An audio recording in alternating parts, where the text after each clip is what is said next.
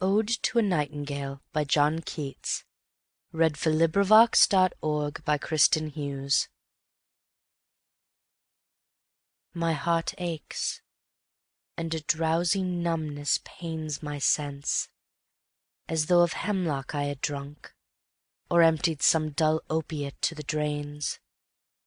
1 minute passed, and Lethe-wards had sunk. 'Tis not through envy of thy happy lot, but being too happy in thine happiness, that thou, light-winged Dryad of the trees, in some melodious plot of beechen green and shadows numberless, singest of summer in full-throated ease. Oh, for a draught of vintage, that hath been cooled a long age in the deep-delved earth, tasting of Flora and the country green, dance and provincial song and sunburnt mirth.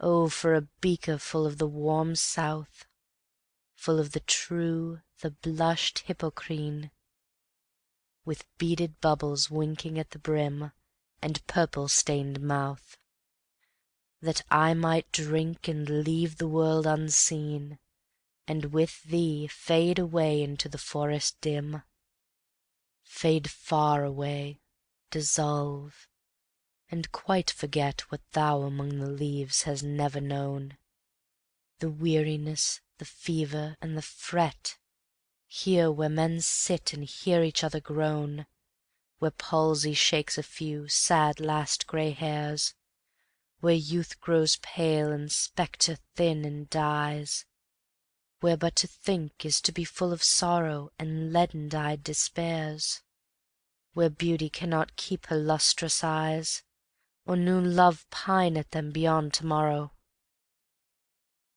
Away, away, for I will fly to thee, not charioted by Bacchus and his pards, but on the viewless wings of poesy, though the dull brain perplexes and retards, already with thee, tender is the night, and haply the queen moon is on her throne, clustered around by all her starry fays.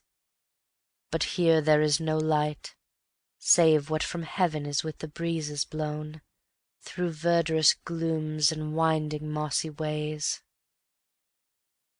I cannot see what flowers are at my feet, nor what soft incense hangs upon the boughs, but in embalmed darkness guess each sweet, wherewith the seasonable month endows the grass, the thicket, and the fruit-tree wild, white hawthorn, and the pastoral eglantine, fast-fading violets covered up in leaves, and mid-May's eldest child, the coming musk-rose full of dewy wine, the murmurous haunts of flies on summer eves.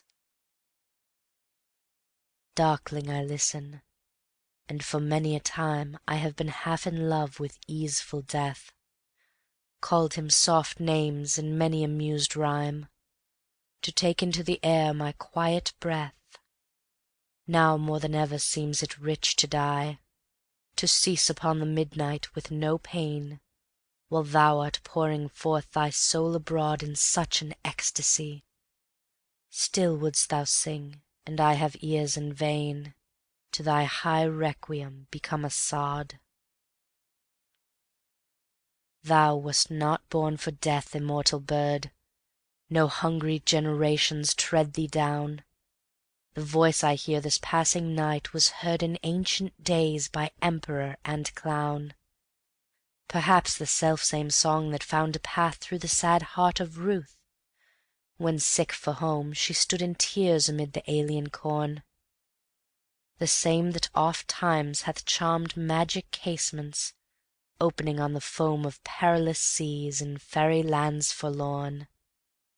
Forlorn, the very word is like a bell to toil me back from thee to my sole self. Adieu, the fancy cannot cheat so well as she is famed to do, deceiving elf. Adieu, adieu, thy plaintive anthem fades past the near meadows, over the still stream, up the hillside, and now 'tis buried deep in the next valley glades. Was it a vision or a waking dream? Fled is that music. Do I wake or sleep?